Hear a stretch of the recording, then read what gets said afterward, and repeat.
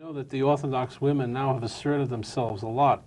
So chances are where you grow up today or how you grow up would be changing. And I think it's wonderful.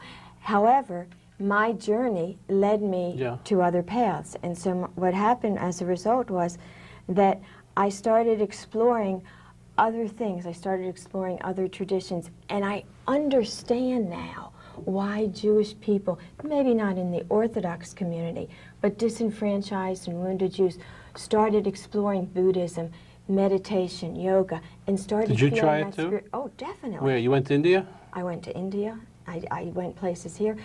And now I feel that I have a unique opportunity to administer to our people that have explored other faiths and that are coming back, because I understand the language. Also, I feel that I also have a unique opportunity to speak to women. You know, like in my first book, you mentioned Kabbalah. I wrote on Kabbalah and our journey, and mystical journey. But I also feel that I have a unique opportunity to minister to women who may not have been raised in Orthodoxy, but have been wounded and feel that they need to feel God inside. But the other part of it is that we have issues with our own self-image. We have issues with our bodies. Women in our culture, and it's not just Jewish, it's in our culture generally, have issues with the fact that we change, we grow older, and society doesn't see us the same as a result. And so what I did was, in studying the Bible and studying the Torah, I uncovered things, insights that can help women going through the different sexual stages of their lives. And that's what that book is about. A teenager that once came to me and had a sexual relationship with this boy, and she felt very guilty afterwards. And I didn't want to start a whole moral issue with her, but I wanted her to feel that there was God in her body, that there was sanctity in her body. So I told her the story of Leah in a whole new way. And I showed her where Leah is kind of like the biblical ugly duckling, and yet inside there was something so beautiful that the Talmud says. Leah was the wife of Jacob. Yes, that the Talmud says that everyone that came in Leah's presence was joyous.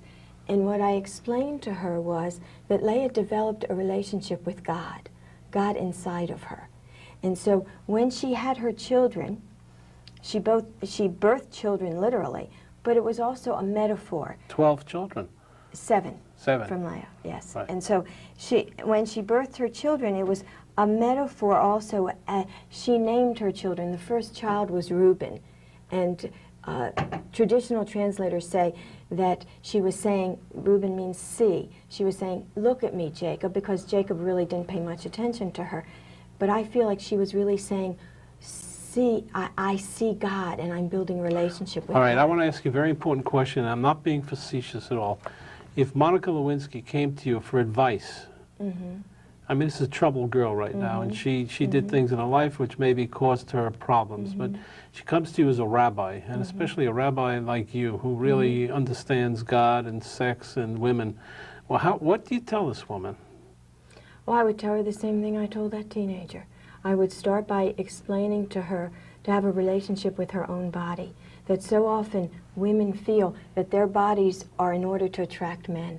Right. But if she begins having a relationship and starts seeing the miracle of her own body and the reverence. How do they do that?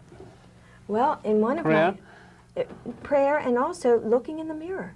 Looking in the mirror.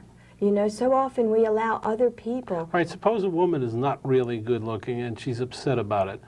How do they overcome it as a practical matter? Well, how did Leah overcome it? She built a relationship with God. She built a relationship with this divine force that was beyond her and also within her.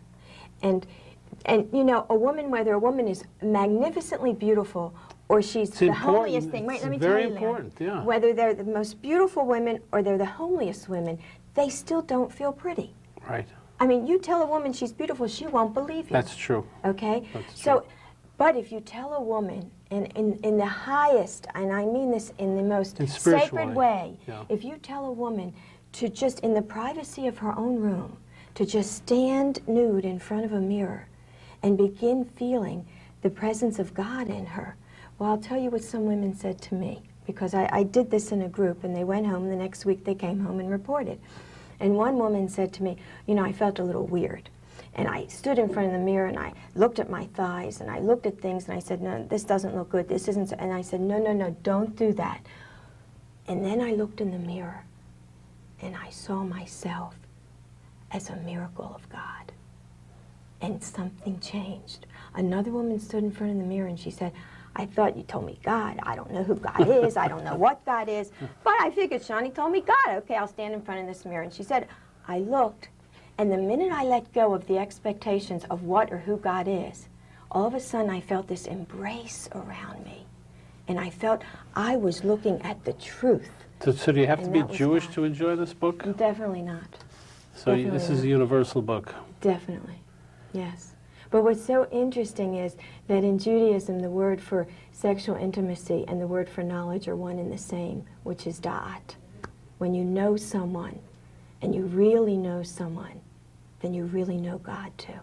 But according to you, you first have to know yourself. You have to know yourself. And to get yourself, to know yourself, you in a sense become spiritual in terms of God, and He helps you understand yourself in a better way, or he or she, I don't know who. However that force comes in. Mm-hmm. And you do seminars on this with women? Have you Well, I transformed a have. lot of women on this? I get letters. I have to tell you that I've also gotten letters. This book's only been out a couple weeks so far, and I've gotten letters from men thanking me because they say that they understand their wives more as a result of having read this. I can believe it. You understand your husband better now because of this book? Your I husband's a rabbi understand. also, right? I understand my husband because like Ruth taught Naomi, and Naomi, taught Ruth. You know what she said? You start at his feet. Because we start where somebody's standing, and we don't try and change them for what we want, but we honor them for where they stand. Who is the greatest heroine in Judaism, in your opinion?